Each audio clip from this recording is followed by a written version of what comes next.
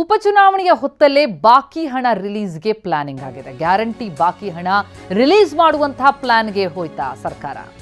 Guarantee ಹಣ ಬಿಡುಗಡೆ ಮಾಡದಂತೆ ಈಗ ರಿಟ್ ಅರ್ಜಿ ಸಲ್ಲಿಕೆಯಾಗಿದೆ.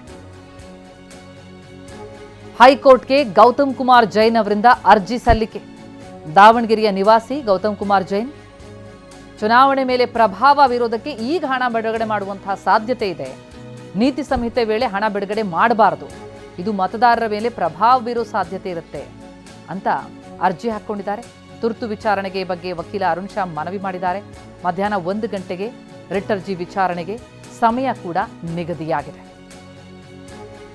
ಮಿನಿ ಸಮರದ ಹೊತ್ತಲ್ಲೇ ಬಾಕಿ ಹಣ ರಿಲೀಸ್ ಮಾಡೋದಕ್ಕೆ, ಗ್ಯಾರಂಟಿಯ ಬಾಕಿ ಹಣ ರಿಲೀಸ್ ಮಾಡೋದಕ್ಕೆ ಸರ್ಕಾರ ಪ್ಲಾನ್ ಮಾಡ್ತಾ ಅಂಥದ್ದೊಂದು ಶಂಕೆಯ ಮೇರೆಗೆ ದಾವಣಗೆರೆಯ ನಿವಾಸಿಯಾಗಿರುವಂತಹ ಗೌತಮ್ ಕುಮಾರ್ ಜೈನ್ ಒಂದು ಅರ್ಜಿ ಹಾಕ್ಕೊಂಡಿದ್ದಾರೆ. ಪ್ರಭಾವ ಬೀರೋದಕ್ಕೆ ಅಂದರೆ ಮತದಾರರ ಮೇಲೆ ಪ್ರಭಾವ ಬೀರೋದಕ್ಕೆ ಹಣ ಬಿಡುಗಡೆ ಮಾಡೋ ಸಾಧ್ಯತೆ ಇದೆ. ಹಾಗಾಗಿ ನೀತಿ ಸಮಿತಿಯ ಸಂದರ್ಭದಲ್ಲಿ ಗ್ಯಾರಂಟಿ ಹಣ ಬಿಡುಗಡೆ ಮಾಡಬಾರ್ದು, ಇದು ಮತದಾರರ ಮೇಲೆ ಇಂಪ್ಯಾಕ್ಟ್ ಆಗುತ್ತೆ.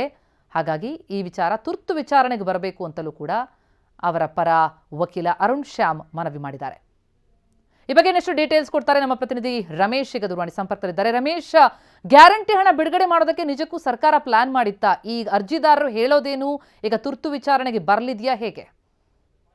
ಪ್ರತಿಮಾ, ಇವತ್ತೇ ತುರ್ತು ವಿಚಾರಣೆ ಮಾಡಬೇಕು ಅಂತ ಹೇಳಿ ಗೌತಮ್ ಕುಮಾರ್ ಜೈನ್ ಅವರು ವಕೀಲ ಮೂಲಕ ಅರ್ಜಿಯನ್ನು ಸಲ್ಲಿಸಿದ್ದಾರೆ. ಅವ್ರ ವಾದ ಏನಂತಂದ್ರೆ, ಈ ಹಿಂದೆನೂ ಸರ್ಕಾರ ಈ ರೀತಿ ಮಾಡಿದೆ, ಅಂದ್ರೆ ಎಲೆಕ್ಷನ್ಗೆ ಸಮಯಕ್ಕೆ ಸೂಕ್ತವಾಗಿ ಹಣ ಬಿಡುಗಡೆ ಮಾಡೋದಕ್ಕೆ ಬಾಕಿ ಹಣವನ್ನ ಬಾಕಿ ಉಳಿಸ್ಕೊಂಡಿರುತ್ತೆ. ಹೀಗಾಗಿ ಇಲ್ಲೂ ಕೂಡ ಸಾಕಷ್ಟು ಹಣವನ್ನ, ಸಾಕಷ್ಟು ತಿಂಗಳ ಕಂತಿನ ಹಣವನ್ನ ಬಾಕಿ ಉಳಿಸ್ಕೊಂಡಿದೆ. ಹೀಗಾಗಿ ಅದನ್ನ ಒಂದೇ ಬಾರಿಗೆ ಬಿಡುಗಡೆ ಮಾಡಿ ಮತದಾರರ ಮೇಲೆ ಪ್ರಭಾವ ಬೀರುವಂತ ಉದ್ದೇಶವನ್ನ ರಾಜ್ಯ ಸರ್ಕಾರ ಹೊಂದಿದೆ.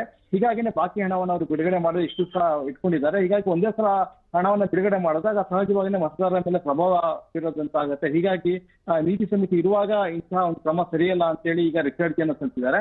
ಕೋರ್ಟ್ಗೆ ತುರ್ತು ಅರ್ಜಿ ವಿಚಾರಣೆಗೆ ಮನವಿ ಮಾಡಿದ್ದಾರೆ. ಕೋರ್ಟ್ ಕೂಡ ತುರ್ತು ಆಗಿ ವಿಚಾರಣೆಯನ್ನು ನಡೆಸೋದಕ್ಕೆ ಒಪ್ಕೊಂಡಿದೆ. ಹೀಗಾಗಿ 1 ಗಂಟೆ ಸುಮಾರಿಗೆ ಈ ಅರ್ಜಿ ವಿಚಾರಣೆ ನಡೆಯುವ ಸಾಧ್ಯತೆ ಇದೆ. ಕೋರ್ಟ್ ಏನ್ ಮಧ್ಯಂತರ ಆದೇಶ ನೀಡುತ್ತೆ, ಮತ್ತೆ ಚುನಾವಣಾ ಆಯೋಗದ ವಾದವನ್ನೇನಾದ್ರು ಕೇಳುತ್ತಾ, ರಾಜ್ಯ ಸರ್ಕಾರದ ವಾದವನ್ನೇನಾದ್ರು ಕೇಳುತ್ತಾ ಅನ್ನೋದನ್ನ ನಾವು ಕಾದು ನೋಡ್ಬೇಕಾಗುತ್ತೆ. ಥ್ಯಾಂಕ್ ಯು ರಮೇಶ್ ತಮ್ಮ ಮಾಹಿತಿಗೆ.